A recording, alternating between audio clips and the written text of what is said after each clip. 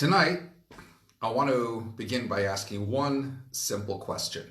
It's a basic question with an answer that is equally as basic, but at the same time, it's compelling. It's an answer which, when you walk away tonight and think about that answer, it can and will transform your life forever. Let me begin. There was a Jewish man, an elderly Yid, back in the 70s who was pushing his pretzel stand down Wall Street every single day. And there was a sign that was hanging at the side of his stand next to the warm, succulent snack, which read, "Pretzels, 25 cents. Every afternoon at lunchtime, a fine businessman in his pinstripe suit would proceed to walk out of his offices, put down a 25 cents, a quarter, without taking a pretzel, and he would immediately walk on. And he proceeded to do this day after day, week after week, month after month. Every day he'd come out of his office, put down 25 cents, a quarter, but not take a pretzel and walk on. And then finally, one day, as he does the same thing, comes out of his office, puts down his quarter, proceeds to walk on. The pretzel stand vendor starts to run after him and says, excuse me. And the businessman turns around and goes, I know. You're wondering why it is that every day I put down 25 cents, but I never actually take a pretzel. And the street vendor says, no, actually, I just wanted to let you know that the price of pretzels has now gone up to 30 cents. You see, friends, that's what we call Jewish chutzpah. And it is that precise audacity that has enabled us Jews throughout the ages to reach outside our comfort zones, to extend clear of our natural limits, to live further than our wildest dreams and achieve beyond every imaginable goal. In fact, it's exactly that same chutzpah that enabled Abraham to challenge God in defense of Sodom and Gomorrah, that galvanized Moses to brazenly threaten God, as it were, in his plea on behalf of the Jewish nation. It's that same chutzpah which encouraged Esther to risk her life and go before the king Ahasuerus. Fast forward several millennia, it's that same Jewish chutzpah that spurred Jews to pick themselves up from the ineffable events of the Holocaust and look to build again, to achieve greatness in the fields of science, medicine, technology, to become Nobel Prize winners disproportionate to their number, to transform a desert into a land that blossoms and flows with milk and honey, and so much else besides. And it is that same chutzpah which strengthens our resolve to channel our energies, like the street vendor, to seek out opportunities, regardless of what life throws our way, to make this world the better place it was always intended to be. There were 3 rabbis who ascended heavenward and came before the divine tribunal. God turns to the first, what do you believe in? The rabbi thinks a few moments and says, I believe in the earth. I think it's a powerful source of nourishment which should be cultivated and nurtured.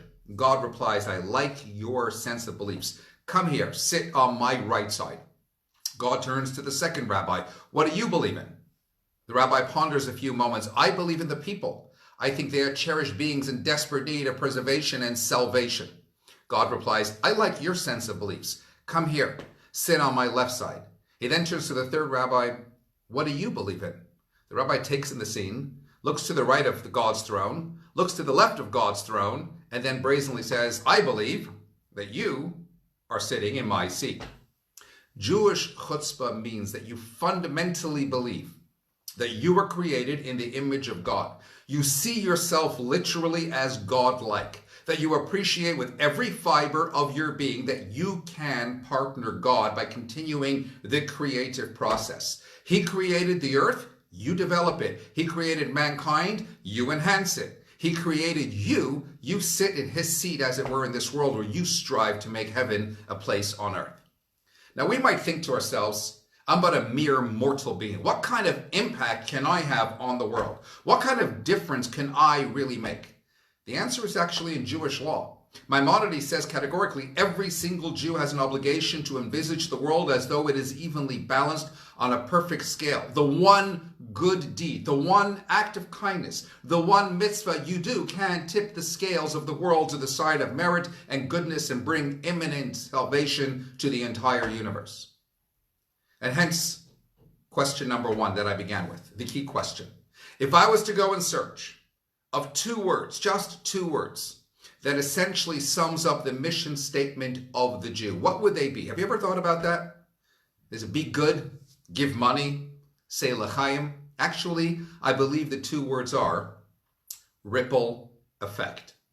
What is otherwise known as the chaos theory suggests that a small change in one state of a deterministic nonlinear system can result in large differences in a later state. In simple terms, and we can relate to this now more than ever before, when a butterfly flaps its minuscule wings, creating an ever so tender and faint wind in London, it can gather momentum and build speed to eventually become a strong wind that touches the tides of Mexico. The scene is a tiny town in Alaska. The young Chabad rabbi walks into the mayor's office, announces his presence. "I'm here to bring the spice and spirit of Judaism to the Jews of this town." The mayor looks at him and says, "That's very fine, but there aren't any Jews in this town." So the rabbi looks at him and says, "There are no Jews in this town? No synagogue?" He says, "No, nothing." The rabbi is surprised, but he says, "Look, I made the trek. I'm here already. Maybe I can go to one of the local schools and speak to them about Judaism." The arrangements are made. That same afternoon, the rabbi is standing there in one of the big public schools in this small town in Alaska, and he's addressing the children. And he asks the children, after a small moment of conversation, he says to the children, "And who amongst you has ever seen a Jew?" After a small moment of silence, a little hand is raised. A little blonde girl raises her hand and she says, "I have. My mom." It's kind of like that time I walked into a Jewish school here in Mill Hill on Erev Rosh Hashanah with a shofar behind my back, and I asked everybody there, "So what are we going to see in Shul tomorrow that we otherwise never see?" And one little girl raised her hand and said, "My mom," but that's another story. What is the rabbi going to relate to this young girl and her mother? What kind of message can he impart to such deeply assimilated souls? Go to Shul? There is none. Join some Jewish social club? They're the only ones in town. Leave? That's not going to go down very well. But he left her with a sterling message that is as penetrating as it is simple. He said to her, "You know, for Jews, there's a very special day each week. It's called Shabbat. Jewish mothers and daughters throughout the world have a special custom where they light a candle just before the onset of this Shabbat. They light a candle which represents illumination and warmth and peace." And then he added something which I find incredibly moving. Because New Zealand and Alaska are the two furthest stretches of the universe, separated by just under 24 hours. And so he told this young fair-haired girl, imagine so many thousands upon thousands of women and girls throughout the globe lighting that candle each week. It's all a chain reaction which begins at sunset in New Zealand and ends with sunset right here in Alaska. "Be sure," he said to her, "to light your candle. You're the last link on the chain. The rest of the world is waiting for you." Could you imagine what the world would be like if we all paused long enough to think of ourselves as the last link on the chain, to dare consider that the rest of the world is waiting for you? That is the ultimate challenge, to realize that no act is committed in isolation.